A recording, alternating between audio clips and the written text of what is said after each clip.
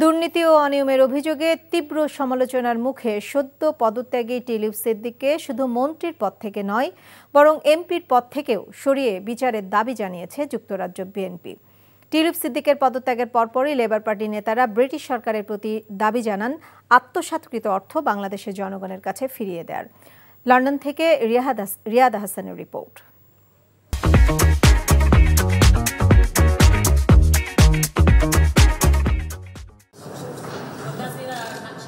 City minister হিসেবে টিউলিপের দায়িত্ব ছিল আর্থিক খাতের দুর্নীতি প্রতিরোধ করা, কিন্তু তিনি নিজেই সেই অভিযোগে বিদ্ধ হয়ে দায়িত্ব গ্রহণের ৮ মাসের মধ্যে বিদায় নিতে বাধ্য হলেন।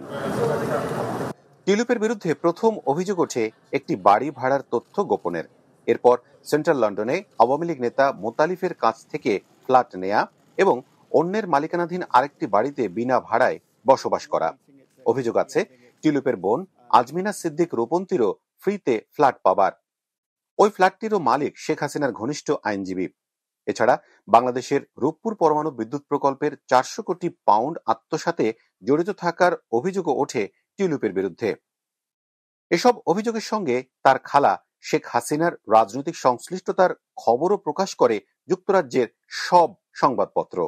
এসব ঘটনায় অনেক আগ থেকেই টিউলিপের বিরুদ্ধে অভিযোগ তুলে ব্রিটিশ প্রধানমন্ত্রীর কাছে স্মারকলিপি দেবার ঘোষণা দিয়েছিল যুক্তরাজ্য বিএনপি। বাংলাদেশিদের জন্য কিছুটা আনন্দ হলেও আমরা মনে করি যে ঠিক ন্যায় বিচার হবে এবং ব্রিটিশ প্রধানমন্ত্রী ন্যায় বিচার তখনই আমরা ধরে নিব যে তাকে পার্লামেন্টারি গ্রুপ থেকে বা পার্লামেন্টের এমপির থেকে তার রেজিগনেশন ডিমান্ড করছি। লন্ডন লেবার পার্টির সদস্যরাও দাবি করেন দুর্নীতির অর্থ যেন বাংলাদেশে ফেরত দেয়া হয়।